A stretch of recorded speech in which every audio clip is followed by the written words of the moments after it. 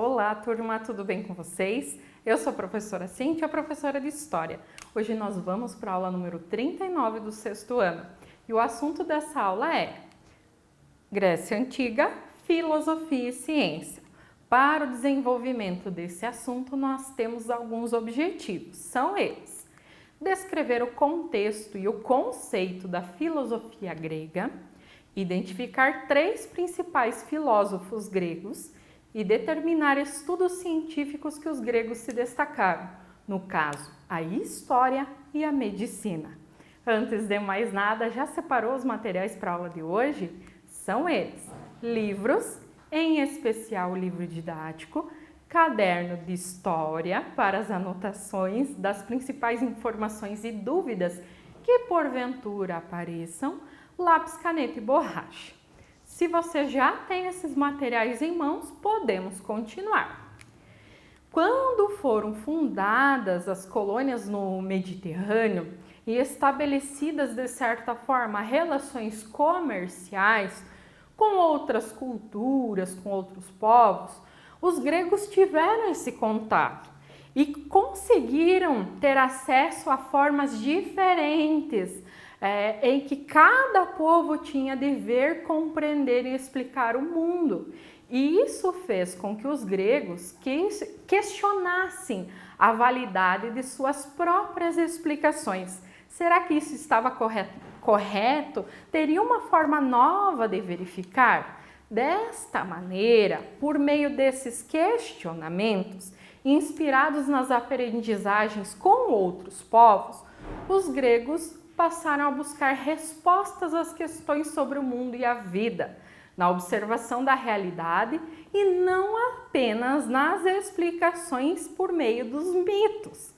E o ato de buscar esse conhecimento por meio da razão humana fez surgir importantes filósofos. O que filosofia significa? Filos, amor. Sofia, sabedoria. Então, a filosofia quer dizer o amor à sabedoria, o amor por essa busca do conhecimento utilizando a razão e não colocando a culpa somente nos deuses e na religião. Isso não quer dizer que os gregos abandonaram os mitos e os deuses. Não, eles continuaram, por mais que havia surgido a filosofia. Então, religião e filosofia, elas caminhavam juntas no tempo da Grécia Antiga com o objetivo de explicar essas questões que até hoje nós buscamos respostas. Entre os filósofos gregos, eu posso destacar 3 importantes: Sócrates, Platão e Aristóteles. O Sócrates, para ele, no entendimento do Sócrates, o ser humano só poderia compreender o mundo se admitisse que nada sabia. A frase célebre do Sócrates: só sei que nada sei. Com o objetivo de estimular o autoconhecimento, o Sócrates saía nas ruas e praças de Atenas perguntando aos que ele acreditava ser conhecedores da verdade ou que se diziam conhecedores da verdade. Questões como: o que é a justiça? O que é belo? O que é o amor?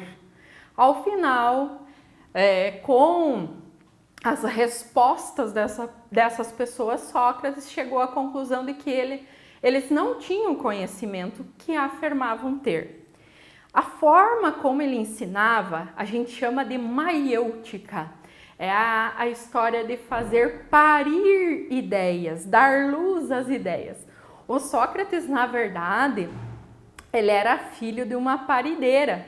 E observando as atividades da mãe, ele desenvolveu essa prática de ensino. Então, ele ia perguntando: o que é a justiça? Ah, justo é ser assim. Tá, mas e por que ser assim? Ah, porque é assim. E assim por diante. Ele ia fazendo pergunta em cima de pergunta e chegava um momento que a pessoa não sabia mais o que responder. Aí é aquela história: só sei que nada sei. O que eu sei, o que eu tenho de conhecimento é muito pequeno diante desse vasto mundão que nós temos. E Sócrates foi acusado de não acreditar nos deuses e ainda desvirtuar os jovens atenienses daquele momento. Por isso ele acaba sendo condenado à morte por envenenamento com a cicuta, por isso a imagem ali ao lado, pelo fato de que ele fazia as pessoas refletir.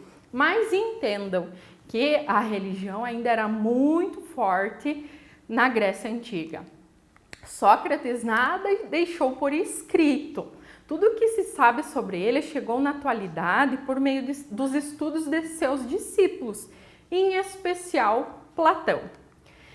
Platão difundiu então o pensamento de Sócrates, mas também formulou as suas ideias. Ele, com base em tudo que o Sócrates ensinou, Platão foi desenvolvendo a sua visão de mundo. Para ele, os sentidos, visão, audição, tato, olfato, entre outros, captam apenas a aparência das coisas, como elas são. Aquilo que pode ser visto, ouvido ou tocado. Mas a essência das coisas, aquilo que elas verdadeiramente são, só pode ser alcançado pelo conhecimento. Pelo conhecimento verdadeiro e também pela evolução da alma. Eu sugiro que vocês busquem informações sobre o mito da caverna de Platão. Percebam que tem essas pessoas sentadas, tem outros com figuras que estão sendo iluminadas ali, formando sombras para as pessoas que estão sentadinhas ali atrás do muro. Então a visão que elas têm de mundo é só aquilo que elas estão enxergando de fato, mas elas não sabem o que está acontecendo ao seu redor, o que é o fogo, como ele é feito, entre outras funções. Então, o ver, ouvir, o sentir, o pegar, ele não te dá a realidade concreta do que é aquilo. A gente precisa utilizar a nossa razão, o nosso conhecimento, a nossa sabedoria para entender certas situações. Mas busquem o mito da caverna de Platão. Na internet está cheio de material sobre isso. Aristóteles, outro grande filósofo, amigo do conhecimento, era discípulo de Platão e ele defendia que para conhecer a realidade era necessário formular um conhecimento mais correto, que chegasse a conclusões coerentes. Então ele desenvolveu a lógica, que é uma área da filosofia que trata das leis gerais do pensamento. A filosofia aristotélica de Aristóteles tornou-se famosa pelos estudos de botânica, física, literatura e política. Até Aristóteles fala muito sobre a república e muito das suas concepções, das suas ideias são utilizadas até hoje. Por mais que foi feito, essas obras são feitas ali antes de Cristo, mas se você pega as informações que ele colocou, bate muito com a realidade que vivemos hoje. É muito interessante a visão que ele tinha de mundo, o que poderia acontecer se isso ocorresse antes, o que iria gerar. As obras de Aristóteles ainda influenciaram pensamentos cristão e árabe, e suas teorias sobre a política e literatura ainda hoje são muito discutidas. Aqui eu coloquei exemplos da lógica aristotélica, o silogismo, que é um processo de raciocínio dedutivo. Partimos de uma premissa, um pressuposto universal e uma premissa particular para tirarmos uma conclusão. Por exemplo, premissa universal, todo homem é mortal. Premissa particular, Sócrates é homem. Conclusão é, Sócrates é mortal. Segundo exemplo, todos os mamíferos são animais. Todos os cães são mamíferos. Logo, todos os cães são animais. Alguns filósofos são europeus. Todos os portugueses são europeus. Alguns portugueses são filósofos.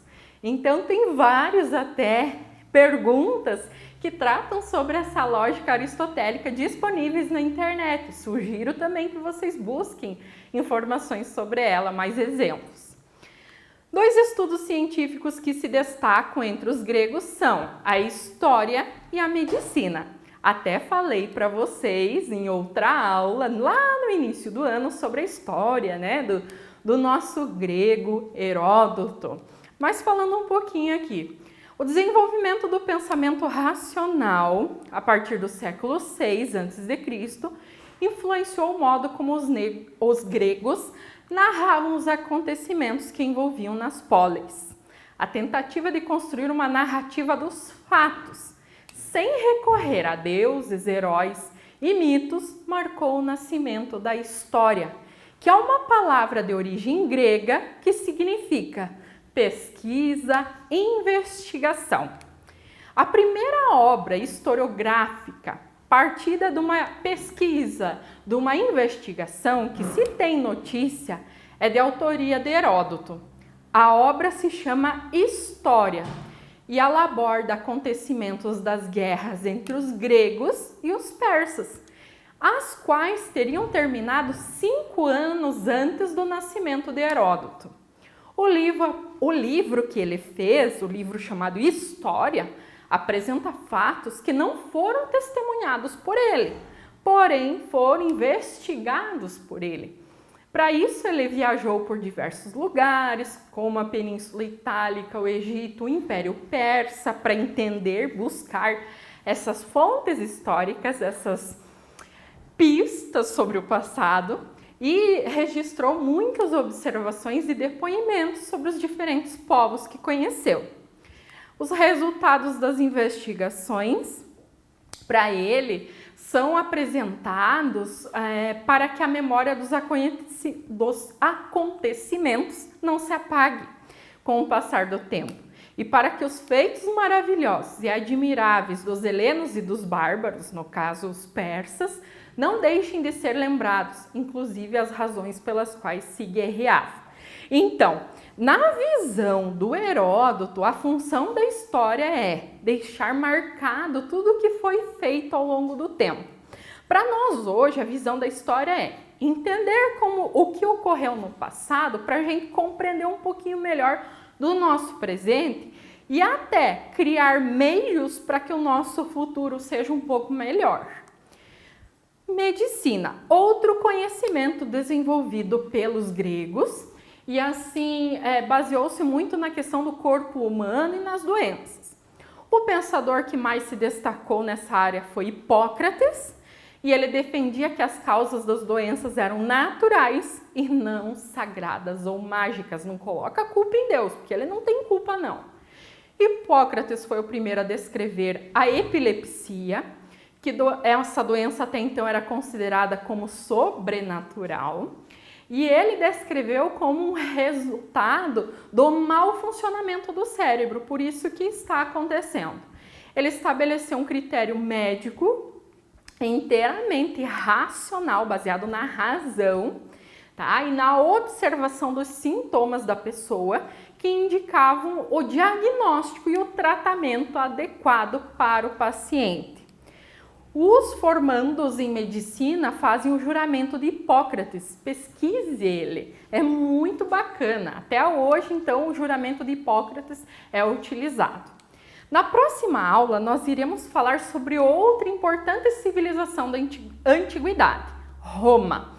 E trataremos de alguns aspectos relacionados a ela, como é que foi a formação e, consequentemente, aspectos políticos, econômicos e sociais. Agora, vocês irão fazer as atividades com o objetivo de revisar este assunto, destacar algumas informações que poderão ser utilizadas futuramente. Bons estudos a todos, até a próxima aula, um abraço e tchau!